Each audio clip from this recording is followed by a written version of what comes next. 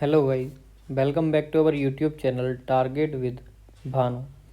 उम्मीद करता हूं दोस्तों आप सभी बहुत अच्छे होंगे और अपनी तैयारी भी अच्छे से कर रहे होंगे। आप सभी को पता ही होगा सीआरपीएफ का एग्ज़ाम हमारा सबसे पहले है। टारगेट हमने सीआरपीएफ, बीएसएफ और सीआईएसएफ तीनों को किया हुआ है। सिलेबस के बारे में मैंने आपको सारी जानकारी दे दी है।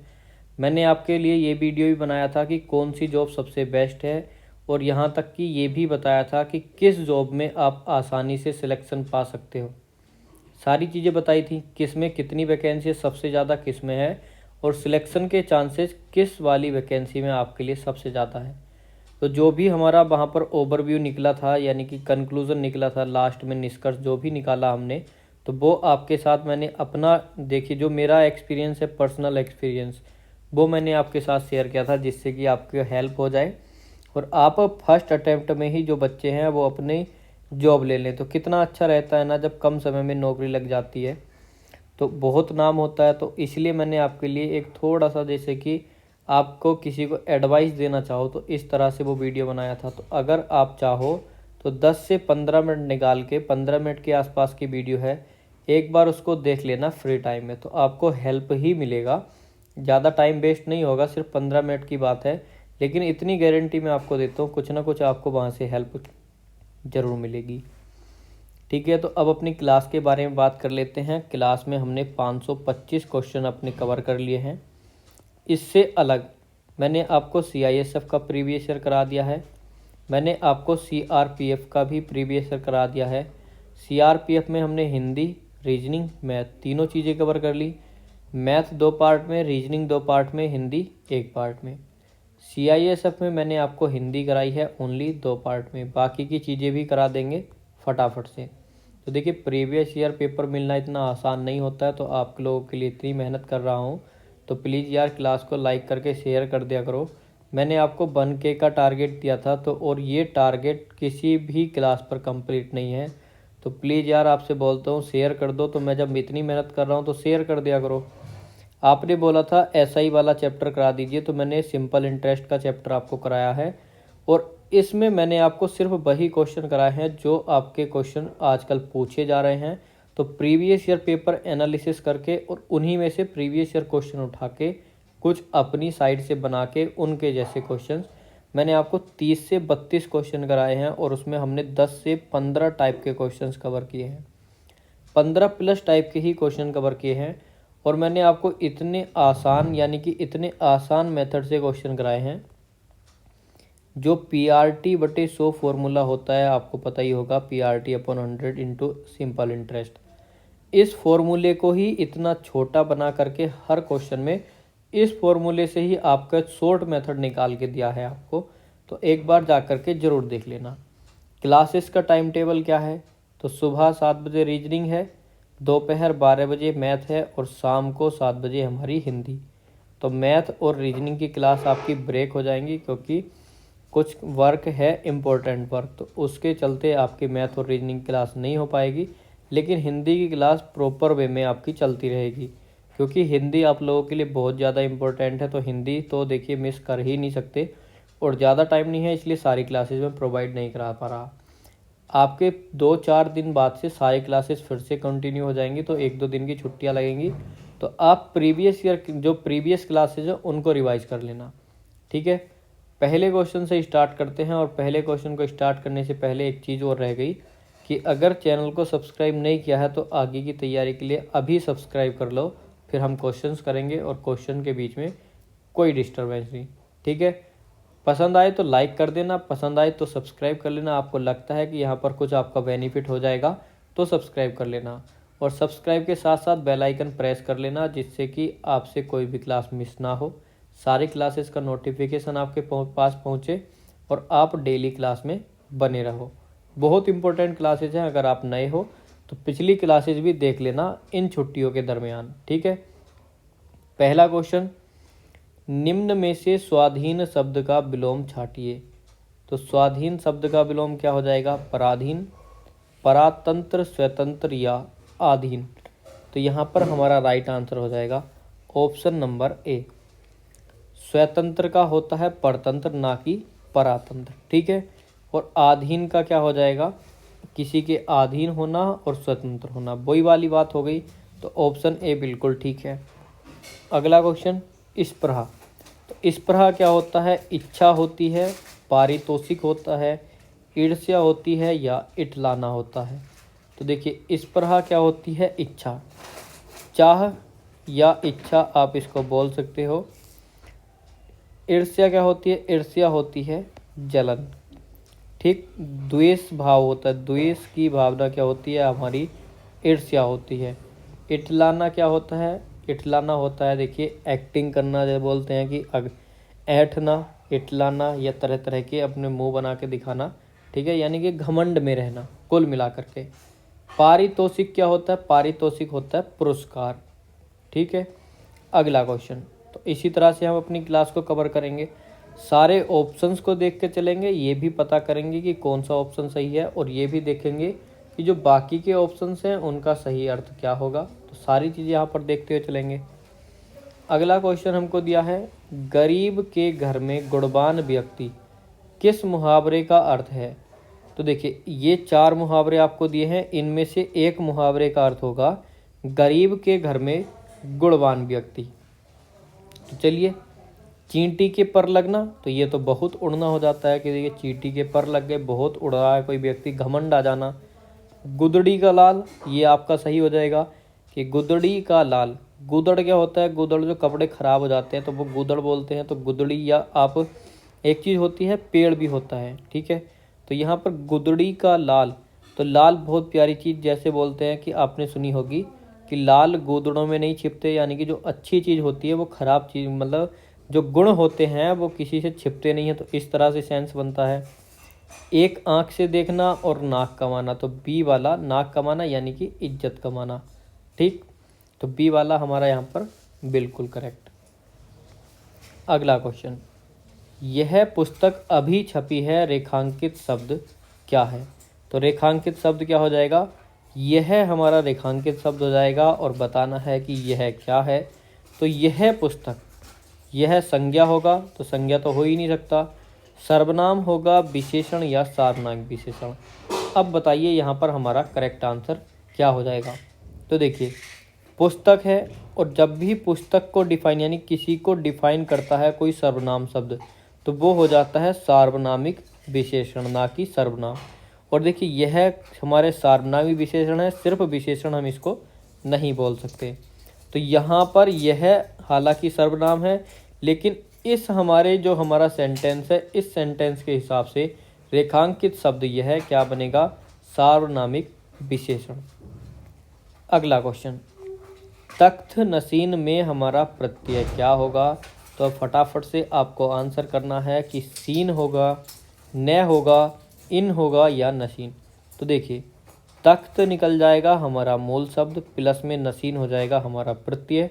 और प्रत्यय मैंने आपको बताए थे 2 प्रकार के, कल की क्लास में भी बताया, परसों की क्लास में भी बताया, तो ज़्यादा डिफाइन करने की आवश्यकता अब नहीं है, क्योंकि आप डेली क्लास अटेंड करते हो, आपको पता होगा।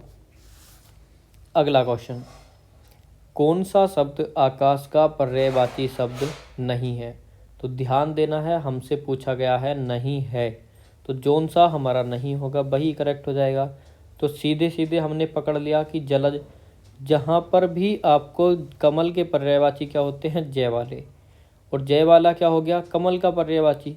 अगर कमल के पर्यायवाची में से जय में से हटा करके द अगर हम लगा दें तो हमारा बादल का पर्यायवाची हो जाएगा। द हटा के अगर हम ध लगा दें तो हमारा समुद्र का पर्यायवाची हो जाएगा। तो 3 टाइप के पर्यायवाची की पहचान मैंने आपको बता दी, कितनी आसानी से आप पहचान लोगे।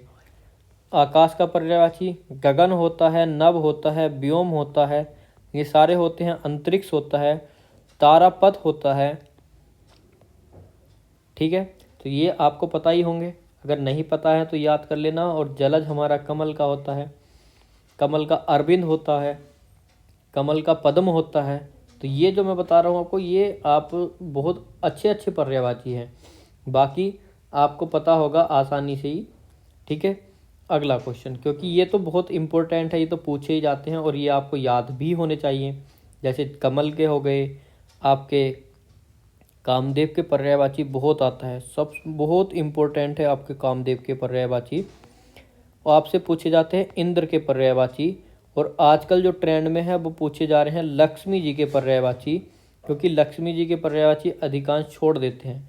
तो ये इस तरह से सूर्य और अग्नि, ये और पवन, तो ये चीज़ें आपको याद है। लेकिन जो मैंने आपको बताए इंद्र के, लक्ष्मी जी के, कामदेव के, तो जो भगवान से रिलेटेड हैं वो बहुत ज़रूरी हैं, वो उनको ज़रूर याद कर लेना। अगला क्वेश्चन, मरासा में प्रत्यय क्या हो जाएगा? तो क्या हो जाएगा? तो चलिए पहले ऑप्शन देख लो, क्योंकि अगर मैं इसका अलग अलग कर दूंगा, इसका विच्छेद कर दूंगा, तो आप फिर तो अगर मैं प्रत्यय निकाल देता हूँ तो आप आंसर कर ही लोगे। तो देखिए, आशा होगा, रासा होगा, या सा होगा, या आ। तो क्या हो जाएगा? मरा प्लस सा। तो ऑप्शन नंबर सी हमारा यहाँ पर करेक्ट हो जाएगा, मरा प्लस के सा, मरासा। अगला क्वेश्चन, भाषा की सबसे छोटी ध्वनि क्या होगी? तो देखिए, भाषा की सबसे छोटी इकाई बोले या ध्वनि बोले, आपको आंसर फटाफट कर देना है, क्योंकि कुछ बच्चों के दिमाग में होगा यार भाषा की सबसे छोटी इकाई तो पढ़ी है लेकिन ध्वनि तो नहीं पढ़ी। अब देखिए, शब्द होगा, वाक्य, पद या वर्ण। तो यहाँ पर हमारा करेक्ट आंसर क्या हो जाएगा? Option number D. तो भाषा की सबसे छोटी इकाई वर्ण होता है। ठीक, वर्ण से बड़ा क्या होता है? वर्ण से बड़ा शब्द हो जाएगा, फिर पद हो जाएगा, फिर वाक्य हो जाएगा। तो इस तरह से पदबंध भी होता है, इस तरह से क्रम चलता है। तो वो क्रम भी आपको वर्णमाला में मैं बता चुका हूँ। वर्णमाला मैंने 3 पार्ट में कराई है आपको, और जो बच्चे स्टार्टिंग से जुड़े हैं उन्होंने क्लास ले भी ली है, और बहुत इम्पोर्टेंट है। उसमें मैंने 2 चीज़ें आपको ऐसी बताई हैं कि जिससे आप पूरी की पूरी वर्णमाला अपनी उंगलियों पर कर सकते हो। कोई भी पहचान बता सकते हो, कुछ भी क्वेश्चन पूछ ले आप आसानी से कर सकते हो। तो एक बार आप लोग जा कर के देख लेना, आप लोग समझ जाओगे कि आपके लिए कितना इम्पोर्टेंट है। अगला क्वेश्चन हमको दिया है कि किसी काम में दूसरे से बढ़ने की इच्छा या उद्योग के लिए एक शब्द, तो वो स्पर्धा होती है, लिप्सा होती है, यथाक्रम या आकांक्षा होती है। तो आपका करेक्ट आंसर क्या हो जाएगा?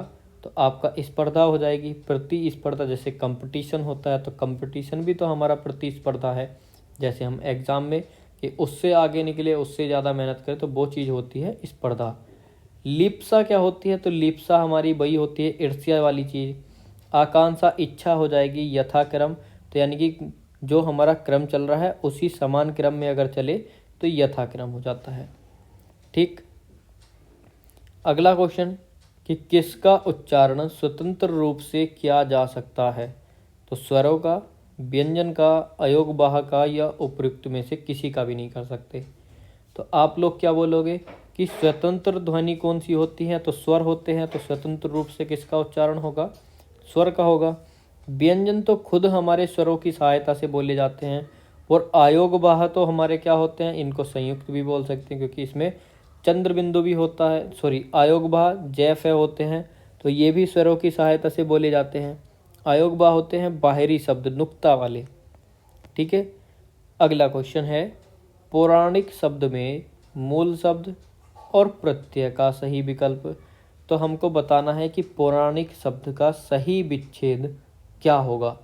तो पुराण प्लस के एक, तो देखिए पुराण ही गलत लिखा है, तो बी तो किसी कीमत पर हो ही नहीं सकता। तो पहले ऑप्शन एलिमिनेट कर लीजिए, पुराण प्लस के एक होगा या पूरा प्लस के एक। तो पूरा प्लस के एक करोगे तो पूरिक हो जाएगा, तो ये भी नहीं होगा, या पुराइक हो जाएगा, तो ये नहीं हो सकता। अब पुराण प्लस के एक होगा या पुराण, तो हमारा सही शब्द होता है पुराण। तो ऑप्शन नंबर सी बिल्कुल करेक्ट हो जाएगा, पुराण प्लस के एक। तो क्या हो जाएगा? पौराणिक। ठीक, और आज का आपका क्वेश्चन ऑफ द डे है, पौराणिक में कौन सी संधि है? ये आपको कमेंट सेक्शन में बताना है, और आपको बताना ही है क्या पहले लिखोगे, या आप लिख देना 536 नंबर क्वेश्चन का सही संधि क्या होगी, इस तरह से लिख दो। अगर आप हिंदी टाइप कर सकते हो तो लिख देना है पौराणिक इक्वल में संधि का नाम। ठीक है, अगला क्वेश्चन यहाँ पर हमको दिया है, जो कठिनाई से मिले उसके लिए उपयुक्त शब्द क्या हो जाएगा? दुर्गम, दुर्लभ, एगम या दुष्कर। तो हमारा करेक्ट आंसर क्या हो जाएगा, तो यहाँ पर हो जाएगा दुर्लभ। जो वस्तु कठिनाई से मिले वो हो जाती है दुर्लभ। जहाँ जाना आसान ना हो वो दुर्गम या एगम बोल दो। दुष्कर जिस कार्य को करना कठिन हो या आसान न हो, किसी भी लैंग्वेज में बोल दीजिए, दुष्कर हो जाएगा। ठीक। अगला क्वेश्चन, अगला है कि किस वाक्य में विस्मयवाचक वाक्य है। तो विस्मयवाचक वाक्य कौन से होते हैं? मोहिनी अभी आई है, भगवान सदैव प्रसन्न रखें, कितनी सुंदर तस्वीर है, या आप कहाँ से आ रहे हैं। तो कितनी सुंदर तस्वीर है, आश्चर्य की बात की गई है। तो जहाँ भी आश्चर्य, दुख, खुशी, हर्ष इस तरह की बात हो तो वहाँ पर विस्मयवाचक होता है। हालांकि यहाँ पर विस्मय सूचक शब्द होना चाहिए था, लेकिन आप पहचान ना पाओ आसानी से, इसलिए यहाँ पर नहीं दिया। दो में दिया है, दो में कोई भी हमको विराम चिन्ह नहीं दिया। ठीक है। अगला क्वेश्चन, यहाँ पर आप लोगों को बताना है कि शुद्ध वाक्य कौन सा है। एक सेकंड होल्ड कीजिए। ठीक है, बताइए कि शुद्ध वाक्य यहाँ पर कौन सा है। तो वह मेरी बात को हंसी में टाल गया, मेरी बात को वह हंसी में टाल गया, हंसी में टाल गया वह मेरी बात को, या मेरी बात वह हंसी में टाल गया। तो हमारा सही आंसर यहाँ पर क्या होगा, तो मेरी बात को हंसी में टाल गया। पहला अगर पढ़ें हम, वह मेरी बात को हंसी में टाल गया, तो ये भी सही लग रहा है। मेरी बात को वह हंसी में टाल गया ये नहीं होगा, हंसी में टाल गया ये नहीं होगा। ऑप्शन डी, मेरी बात वह हंसी में टाल गया। तो अब ए या डी में से हम कौन सा लगाए। तो देखिए उपयुक्त तो हो जाएगा मेरी बात वह हंसी में टाल गया, ना कि मेरी बात को हंसी में टाल गया। ठीक है, ये है ना, वह मेरी बात को हंसी में टाल गया। तो ऑप्शन ए से बेटर ऑप्शन डी है। तो डी वाला यहाँ पर टिक कर लीजिए और डी वाला आपका करेक्ट हो जाएगा। अगला क्वेश्चन, अगला क्वेश्चन आता है, गांधी जी का नाम किसने नहीं सुना है। तो रचना के आधार पर इस वाक्य का सरल रूप, सरल रूप हमको बताना है। सरल क्या होता है, साधारण, और साधारण वाक्य भी मैंने आपको बताए थे। और साधारण आप किसको बना भी सकते हो, वो कैसे। साधारण बनाने के लिए हमको देखिए सेंटेंस का अर्थ यही रहना चाहिए, और हमको निगेटिव नहीं बनाना है, यानी कि नहीं का प्रयोग नहीं करना है। क्वेश्चन मार्क वाला नहीं बनाना है, किसी और, की, किंतु, परंतु इन शब्दों का प्रयोग नहीं करना है, क्योंकि फिर हमारे सेंटेंस बदल जाएगा।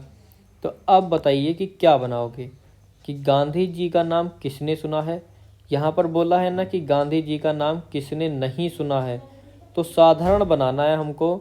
गांधी जी का नाम सबने सुना है, गांधी जी का नाम सबने नहीं सुना है, गांधी जी का नाम सब सुनते हैं।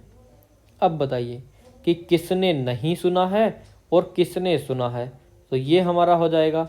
अब देखिए गांधी जी का नाम सबने नहीं सुना है होगा, या गांधी जी का नाम किसने सुना है।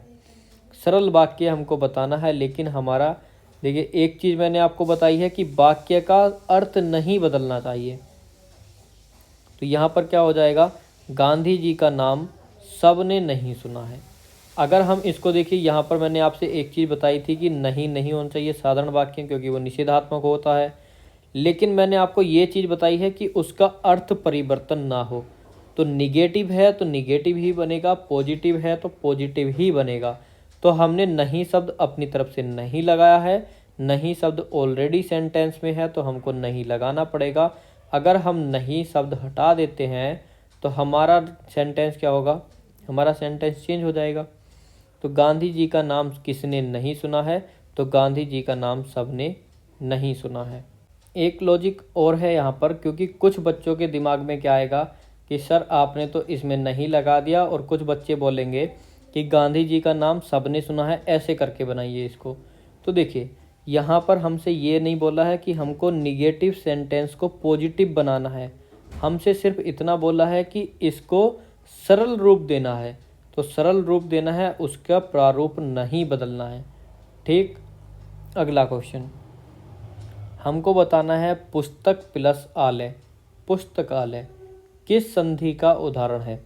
तो ए प्लस के आ मिलकर क्या बन गए, हमारे बड़ा आ बनते हैं। और ये वाला रूल कहाँ चलता है, गुण संधि में, दीर्घ वृद्धि या यण संधि में? तो आप बोलोगे दीर्घ संधि में।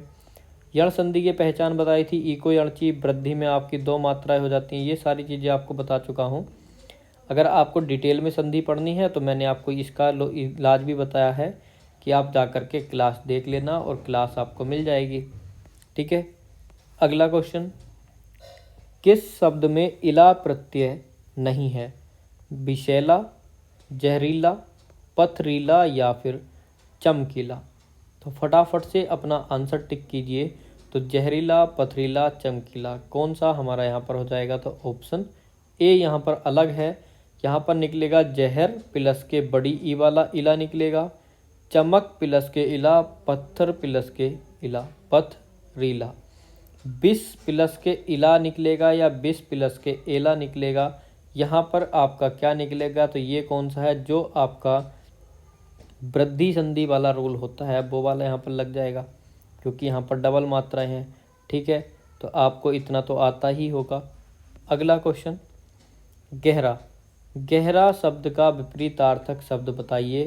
तो गहरा शब्द का विपरीतार्थक घना हो जाएगा, उथला हो जाएगा, सघन हो जाएगा या गोचर हो जाएगा?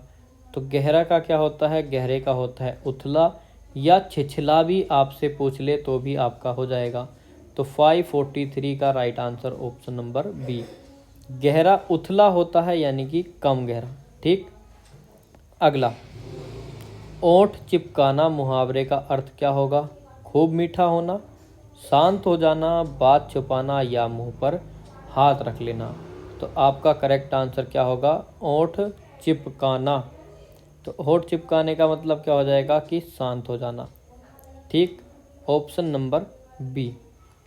अगले क्वेश्चन की तरफ चलते हैं कि अगला क्वेश्चन हमारा यहाँ पर क्या होगा।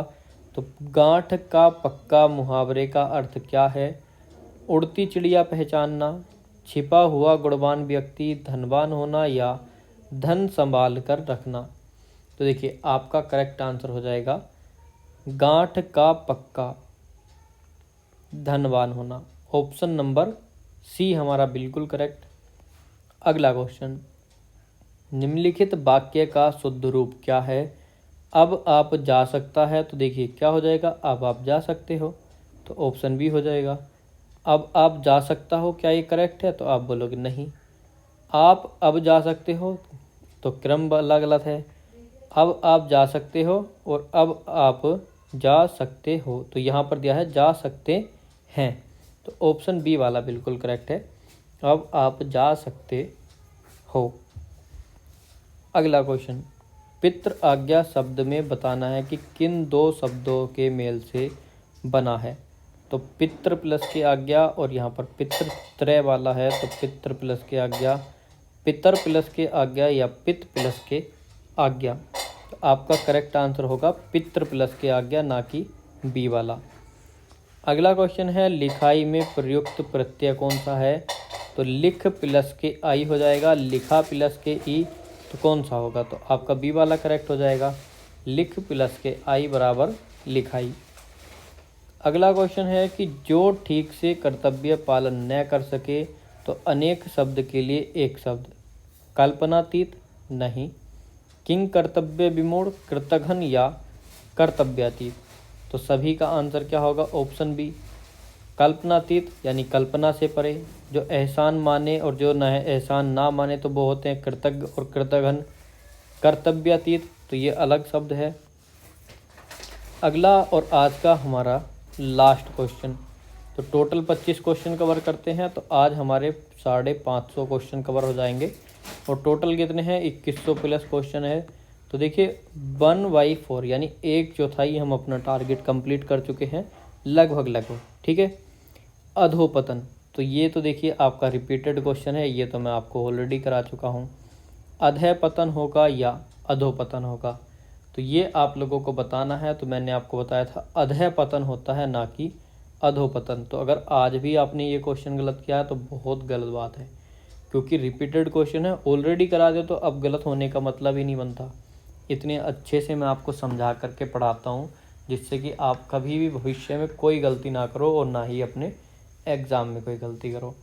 तो 25 क्वेश्चन कंप्लीट हो गए। अगर आपको क्लास अच्छी लगी हो, क्वेश्चन पसंद आए हों और मेरी मेहनत लगता है कि आपको मैं मेहनत कर रहा हूँ आपके लिए, तो क्लास को लाइक करके शेयर कर देना और देखिए फटाफट से कमेंट कर देना जो भी आपसे क्वेश्चन पूछा गया है। चलिए मिलते हैं अगली क्लास में। आप पीडीएफ के लिए टेलीग्राम को भी ज्वाइन कर सकते हैं, लिंक आपको डिस्क्रिप्शन में मिल जाएगी।